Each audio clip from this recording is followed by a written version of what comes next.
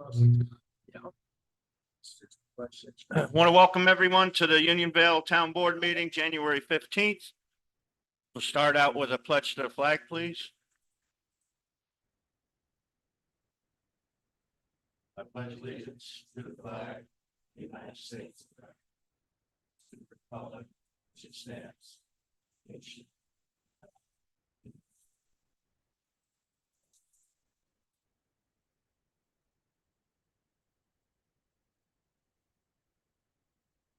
Okay, first item is to approve the minutes. The 12:18 minutes came out just a little earlier today. If you would rather table that to next time we can. Actually, it's 12:4. We never. Right, that's, I'm gonna go back to Yeah. that. But Okay. the 12:18 came out earlier today, and I didn't know if everybody had a chance to look at those. Okay. Um, I've reviewed both of them. I would make a motion to approve both of them. That's written. Okay, is there any second on that? Oh, guess we have to table it. Okay, well, we can approve the 12:4. Yeah, Okay. I'll make Oh. a motion to approve 12:4. I'll Okay, second that. okay, all in favor of that? Aye. Aye. Opposed? Okay, then a motion to table 12:18 to the next meeting. So moved. Second on that? Second. All in favor? Aye. Aye. Opposed? Okay, thank you. Okay, I want to start out, I want to thank Assemblyman AJ Beefin for getting us a $50,000 grant award. It was awarded, and that's going to go towards the salt shed project that we have Great. underway. I can also give you an update on that we're very close to finalizing the plans to bring in here for approval and then put out to bid with the hope of starting construction in spring. Oh, excellent. Want to ask to add a couple items to old business that came in late. We need to revisit the recycle pricing. I did some research on some of what we're paying, and I'd like to discuss that. And also like to discuss the MS4 requirements that we are involved in. So if I get a motion to add those to the agenda. I'll make that motion. I'll second. Second, all in favor? Aye. Opposed? Thank you. Our financial report. In our general checking account, we have 571,435. In miscellaneous receipts, we have 15,948. In the money market fund, general money market, we have 7,059. In the general New York class, we have 2,650,066. And the New York class ARPA, which was the money that was to fund the roofs, is at 837. I believe all the bills have been paid out of that, so that's the balance after the roof work. Highway checking is at 154,302. Or 15,000, yeah, 15,004. No, it is 154. I'm sorry. Yeah, 154. I was right the first time. 154,302. Highway money market is 207. New York class is 71,105. And the New York class West Clove Bridge is 588,819.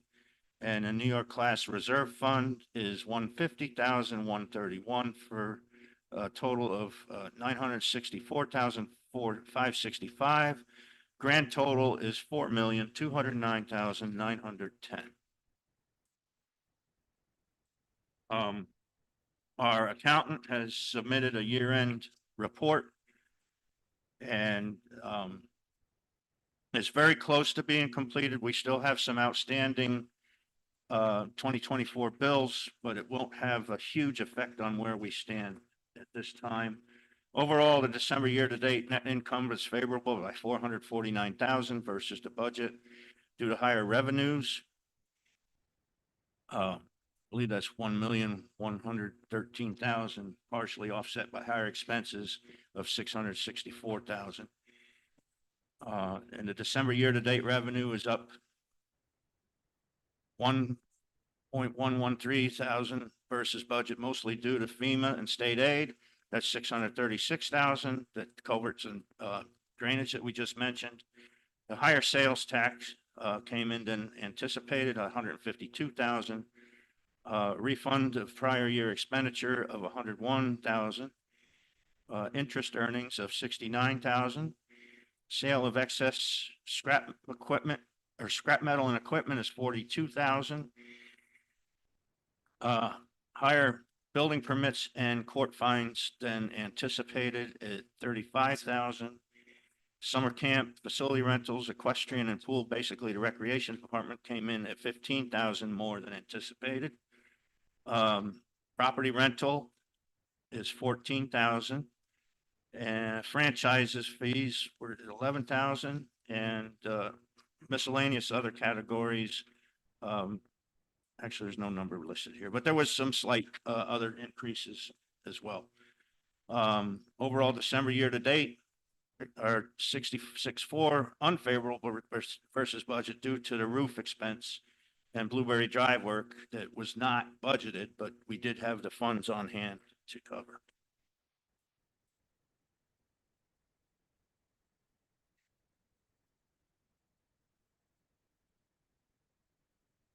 That brings us to the board member reports. Councilman Welsh. Okay, I've been reviewing all the financial information you've been sending recently by email. And trying to get around that, and also I've been updating myself on all the zoning regulations for R10 and master plan and other things in anticipation of I thought we were gonna have a public hearing tonight, but I see it's postponed until Right, the next meeting, so. yeah, the information didn't come in early enough to Yeah. post it properly. I understand. Yeah, So, and anyone here for that, it will be dealt with on the February 5 meeting. We'll have both a public hearing and address the resolution at that time, but later on, you're welcome to speak here tonight. Councilman Harrington? I have nothing to report. Okay, Councilman Durl. Like Councilman Welsh, I was also reviewing a lot of the RD10 stuff. I know we've had a lot of emails coming in, comments about that. I think many people were expecting that we were going to have that public hearing tonight, so I think we're all prepared for it, but we'll see you on February 5th. That's all I have. Okay, Councilman Givney? Just like to say, I attended the pancake breakfast at the fire department over in Burbank this past weekend. Was a great event. It was to benefit one of the rescue squad members in the fire department that's recovering from a double lung transplant. It was nice to see a lot of the community members there. There was a great turnout. And they are talking about doing that again, probably on a quarterly basis. So if you keep an eye on the social media pages for both the town hall and the fire department, you can stay up to date for the next pancake breakfast to raise funds for the fire department and members in need. Thank you. Okay, thank you.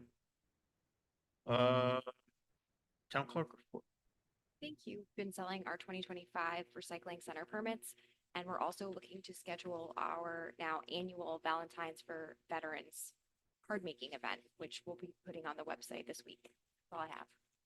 Thank you. Highway Department, okay. Talking with contractors, trying to figure out.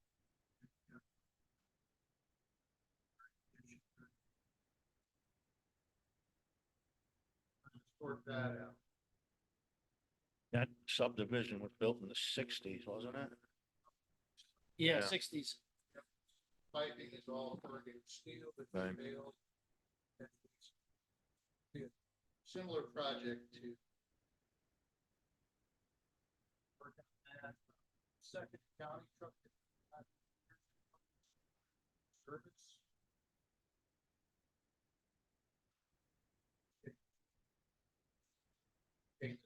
Body, body. It's very supportive to us as far as getting parts fixed. Basically, it's scratch. Right. About only over that we got. Cutting brush back on the roads.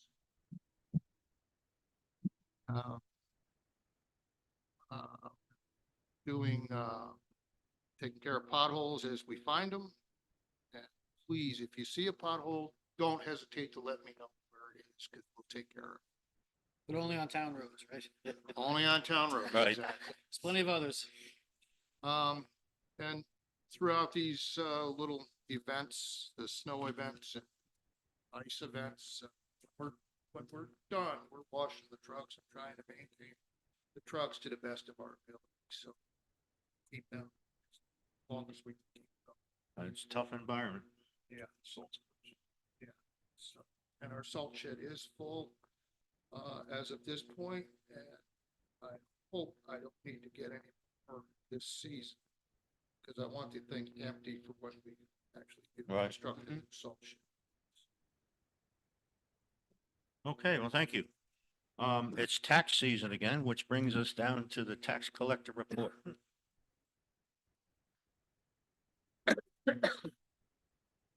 Hi, guys. It's been six months. Happy New Year to everyone. Congratulations, Kevin Harrington. Forward to seeing you here and Judge Panko, election year. I gave you guys all a copy of the warrant that I picked up at the county, so you have the warrants in hand. This year for 2025, our town is going to be collecting 3,500,000, well, $509,233.45. It's $11,093.02 more than 2024. General funds will be collecting $1,068,604 versus, which is less than 2024 of 17,364. Highway will end up receiving $870,299, which is $28,457 more than 2024. Fire stays the same at $1,567,680. And the drainage for the Burbank Meadow drainage is still the same at 2,650.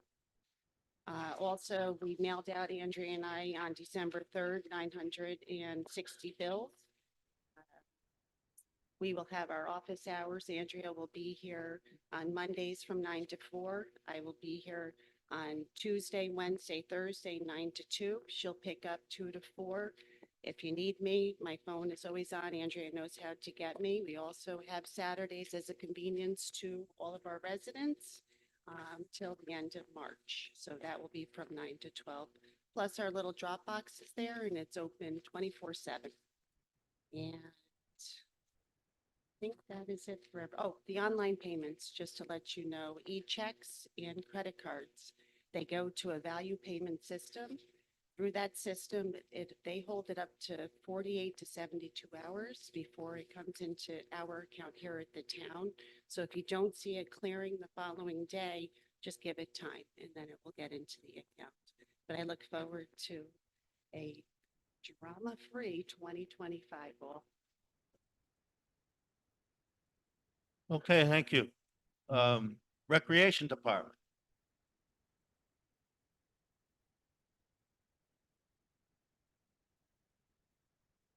Over winter break, students K through 5th enjoyed their time off from school for the holidays at our TGTT full day program. We did not let the cold stop us from having fun and enjoying themed crafts and indoor games. We have our winter schedule on our social media pages and the Parks and Recreation website, as well as further information on the program and registration. We are already gearing up for our summer camp programs, and registration will be open sooner than you think. This year, our 4 two-week sessions will run from June 30th to August 22nd. Registration will be open for residents of the town of Unionville only starting on January 27th, and registration for non-residents will open on February 10th. Registration will open at 12 in the morning on those dates. We've had people ask before. We will once again offer our kids camp program for 4 and 5-year-olds, our traditional camp for ages 6 to 13, and our teen leadership camp for 14 and 15-year-olds. We will also once again offer our pre and post care with limited seating. Pre-care allows parents to drop their children off at the Time Warner Park facilities before regular camp time between 7 a.m. and 8:45 a.m. and post-care allows for pickup after normal camp hours between 4 and 6 p.m. Please be advised that if you require this, you must sign up for each session that your child is attending. If your child is coming to session 2 and 4, you have to sign up for pre or post-care for session 2 and 4. For further information on our summer camp programs, please visit our social media pages, our Parks and Recreation website, or call and email our team at the Parks office. In addition to my report tonight, I would like to offer a statement to the board regarding planning and going into the summer.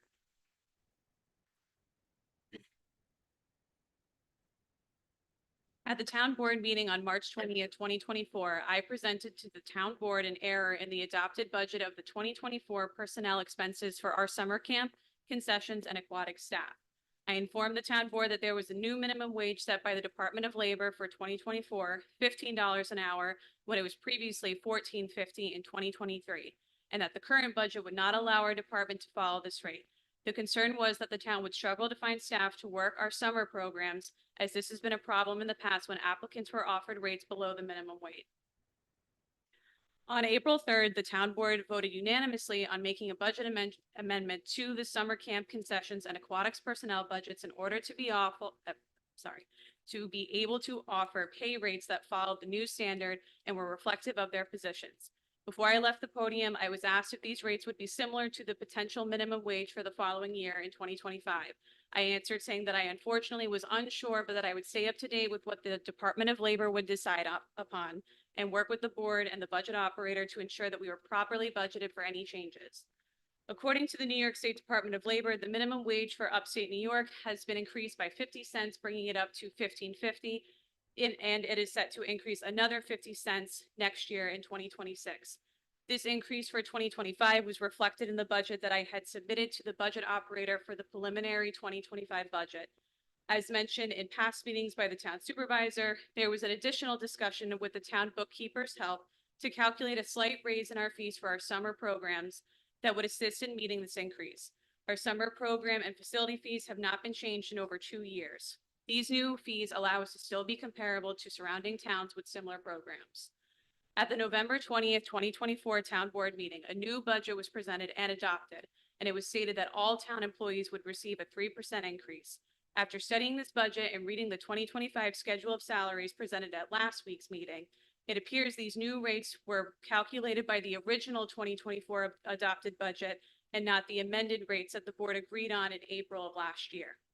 The new rates based on that adopted budget put our counselors back to below minimum wage and assigned rates for positions with specialized responsibilities such as our swim instructors that work summer camp and public swim lessons less than what they were offered last summer.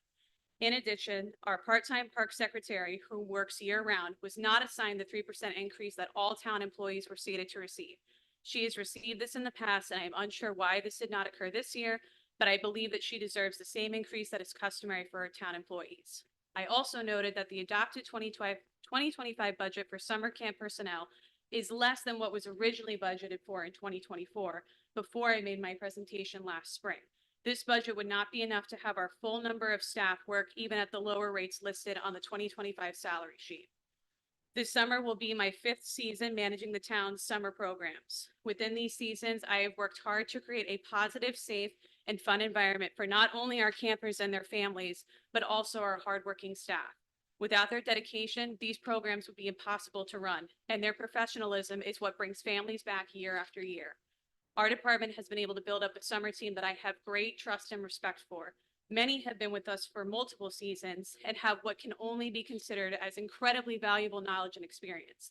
As the head of the department, I feel it is unfair to ask for any new staff to work below minimum wage and any returning staff to work for less than what they did last season. I ask that the town board considers what I have presented tonight. With the current budget, we face the challenge of being able to keep the experienced staff that our families are familiar with and find new hires to take on the positions that we may need to fill. Any questions? No? Thank you for the Yep. opportunity. I appreciate it. Thank you. Well, it appears a budget amendment's in order. Right. Okay, Councilman Welsh, would you like to read the park report, please? Sure. Okay, park report 115, 2025. We are taking down Christmas decorations, but with the cold weather, a lot of them are stuck in the ground, and we will need to wait until the ground gets, thawed after a few warm days, with to proceed. The recreation director has asked for some changes to the TGTT area. We swapped some doors around, took down most of the dividing wall, and are currently changing the carpet out in a section. We have finished most of the seasonal maintenance on our vehicles and equipment and have been doing trail work and brush hogging when conditions allow. The hot water heater at the highway department was leaking. We installed a new one and swapped out a faulty breaker and outlet. Okay, thank you. Councilman Derlin, can you read the, animal control, please? Animal control report for the month of December 2024. During the month of December, there was one found dog and 2 abandoned goats. Respectfully submitted, Mary Jean Calvi. Thank you. Any comment on agenda items tonight? Okay, thank you.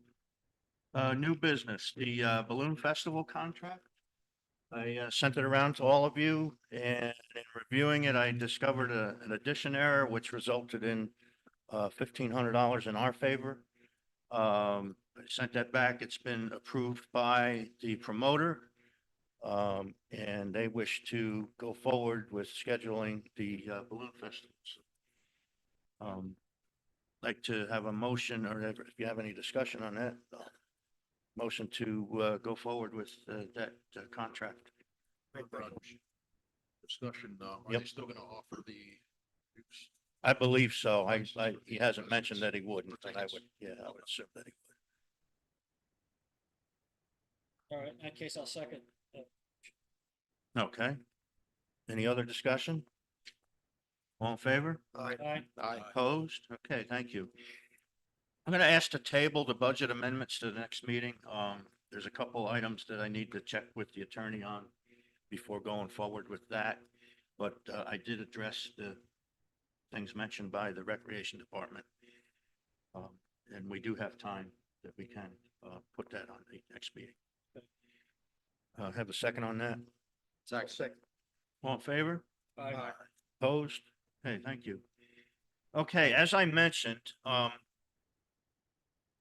filling out the annual recycling report for the county and the state. And I was going over some of the expenses we faced, and one that jumped out at me is the mattresses. We're charging $15 and $20 on the mattresses, and the actual cost to us is $29 and change, just under 30. So we're losing money on that. And I'd like to make an adjustment to that, whether or not you want to break even or make a couple bucks on it, or what you think the best route to go on that. But I don't think that we should. Certainly shouldn't lose money on it. Right. Yeah, that's a non-cover. You want to go with 30 or 35? What do you think is best on that? Well, you gave 2 prices on that we have. Yeah. For 2 different sizes. Yeah, but that's not broken down by the Carter, so Fair. it's a per unit price for them. So whatever price we have is going to be a standard price across the board. And we don't know if we're gonna get a raise from them either. Well, that's something else I need to look at, whether or not we're covering our costs, because it looks like we've seen about an 8% increase in the hauling fee from the new company. Why don't we go with a $35 increase? And if we find we don't need it, in the future, we can back that down. But rather than go to 30, if all of a sudden it jumps back up 8%, we just gotta raise it right up. Yeah, I mean, in all rights, we are handling the products. Correct. So we're paying labor on that. There's other, you know, on other top of the costs incurred. Right. Besides just paying. So Yeah. 35 would be a reasonable, And that's a very minimal amount. right? Yeah. Yeah, we could always revisit it too. Yeah. That's- I guess a motion then to raise the I'll make a mattresses to motion that we 35. Raise the mattress fee to $35. Second. Okay, any other discussion? All in favor? Aye. Opposed? Okay, so I will look further at the other rates and make sure that we're still on the plus side with those. Okay.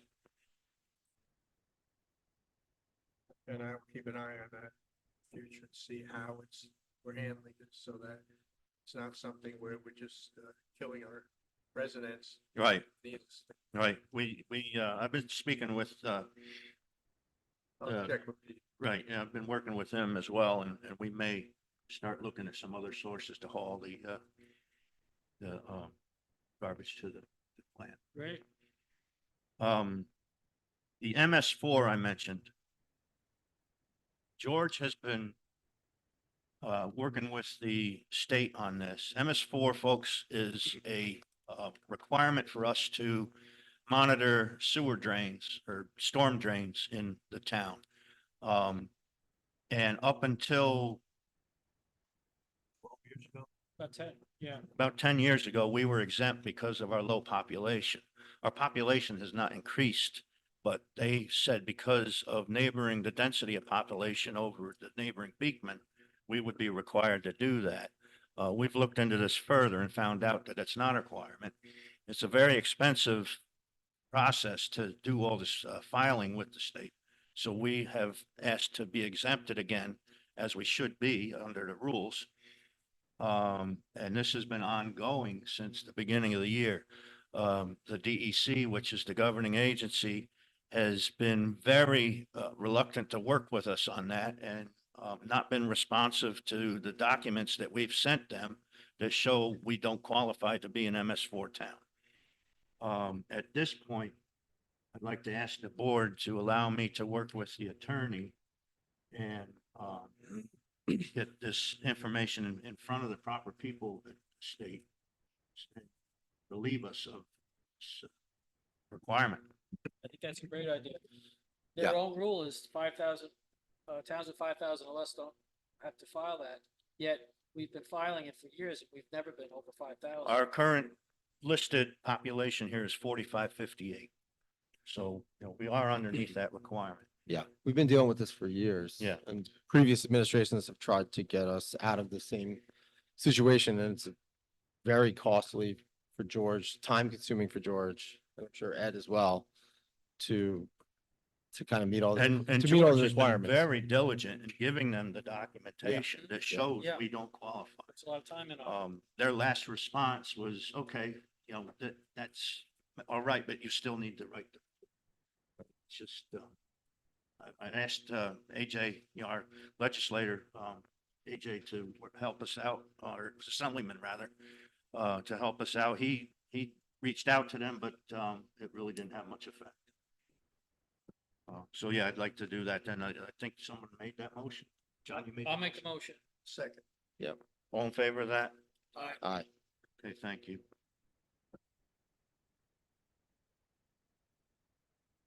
Okay, that brings us down to public comment on town issues.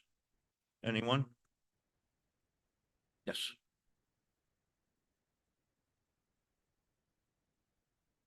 Name and address, please. 5 Darren Road, Grangeville, New York. First, I'd like to thank Ed Cady and the others in his department for the good work they do keeping the roads clear. And when there's ever a problem and we give them a call, they get out and they check it out right away to see what can be done to solve it. I think that's great, so thank you. Then I would like to let the town board know that residents are still very upset about the fact that you went ahead and passed the library money, even though we feel that the election said that the library should be abolished. And just to bring you up to date on the cost of it to the taxpayers, I have this chart that I had given you a year and a half or so ago on cost of the library. And there's some information that I added on the back. I revised the chart to update it. So I just like to point out a couple of things. First of all, in 2024, $161,000, 526 was the rate that Betsy said would be the equitable funding rate. It actually came out to be $227,900 that we had spent for the library, that the library spent. And if we had been paying the Mid-Hudson Library fee, it would have been $84,360. It's quite a difference. Also, The library trustees say they're going to keep it at $227,900 for the next 4 or 5 years. There's no guarantee of that. We don't know for sure that they're going to do that. And at the end of that, how high will it go? I would like to point out the average of the 4 budgets for 2024 or 2025 of the libraries our town residents use is $592,826. So it will cost Unionville residents $300,000 to $600,000 each year to use the library that we now have in the future. However, if we were to use it up to 2030, according to the original 2% increase per year, it would have been 95, it will be 95,000. But we're not going to be paying just 95,000 because the board wouldn't do it. And a lot of residents are upset. Thank you. Can I respond? Um, Here's a copy. Anyone else? Anyone else like to speak, public issues or town issues? Okay, I entertain a motion to pay the bills. So moved. Second. All in favor? Aye. Okay, our next meeting will be February 5th here at 7:30, and public hearing on the RD10 issue will be at 7 PM. Motion to adjourn. So moved. All in favor? Aye. Thank you. Thanks for coming, folks.